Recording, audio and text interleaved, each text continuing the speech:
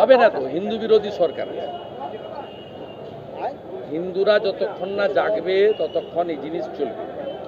এই জিনিস চালাচ্ছে মমতা বন্দ্যোপাধ্যায়, তার কারণ তার 30-32% ফিক্সড ভোট ব্যাংক রয়েছে। বাকি গরিব হিন্দুদেরকে কোথাও শকত মোল্লাদের দিয়ে ভয় দেখিয়ে ভোট দিতে দিচ্ছে না, কোথাও 1000 টাকার লক্ষ্মীর ভাণ্ডারের লোভ দেখিয়ে ভোট নিচ্ছে।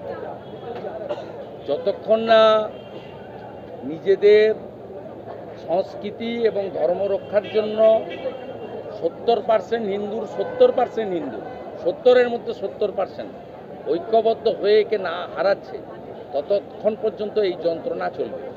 আমি সিপিএমকে তাড়ানোর ক্ষেত্রে অন্যতম ভূমিকা নিয়েছিলাম, ও এখনও সিপিএমের রোল হচ্ছে তৃণমূলকে সাহায্যকারী হিসেবে। কিন্তু ওই সরকারও কখনো তাদের সময়ে এসব জিনিস করেনি। কিছু কিছু জলঙ্গি এবং মুর্শিদাবাদে কিছু কিছু স্কুলে আগেই বন্ধ হয়েছিল সিপিএমের সময়, সেটাতে সরকারের কোনো ভূমিকা ছিল না, পুলিশের ভূমিকা ছিল না, কিছু মৌলবাদীর ভূমিকা ছিল। কিন্তু এখন তো সরাসরি সরকার পুলিশকে দিয়ে এটা করছে। এখানকার যারা অন্য ধর্মের ধর্মীয় নেতারা আছে, তারা যতটা না সরস্বতী পুজো বন্ধ করতে চাইছেন, তার থেকে বেশি সরস্বতী পুজো বন্ধ করতে চাইছেন মমতা বন্দ্যোপাধ্যায় এবং তার সরকার। গেরুয়া রঙের প্রতি ঘৃণা, জয় শ্রীরামকে অপশব্দ বলা, ভারত মাতা কি জয় বলতে পারা যাবে না, বিজেপিকে কর্মসূচি করতে দেওয়া হবে না। টক শোতে আপনারা একদম উদ্ধার করে দেন কেউ কেউ। বিজেপি কোথায়? আর বিজেপিকে কোথাও এই হাইকোর্ট ছাড়া এখানে আপনি বসে করতেন নাকি? এইখানে যখন ডেকোরেটরের মাল আসতো তখনই তো তুলে নিয়ে চলে যেত। পরিস্থিতিটা কোন জায়গায় নিয়ে গেছে আপনি দেখুন।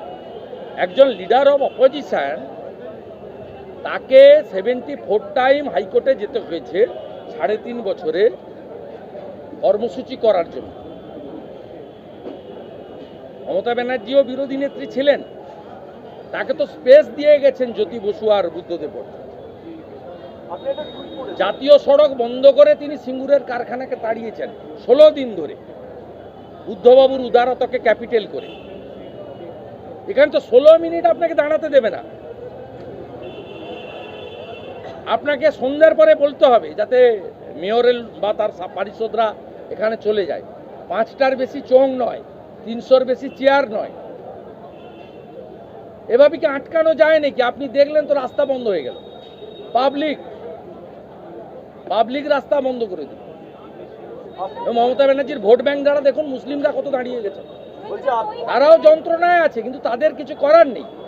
তাদের গ্রামগুলো কন্ট্রোল বাই দি মৌলবাদী রেডিক্যাল ফোর্স।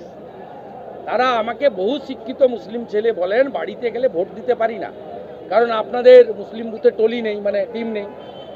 আর সিপিএম লড়ে না, আইএসএফ লড়ে না, কংগ্রেস অধিকাংশ মালদা মুর্শিদাবাদ ছাড়া বাকি সব জায়গায় কম্প্রোমাইজ। ওদেরই 4টে লোক বসে থাকে।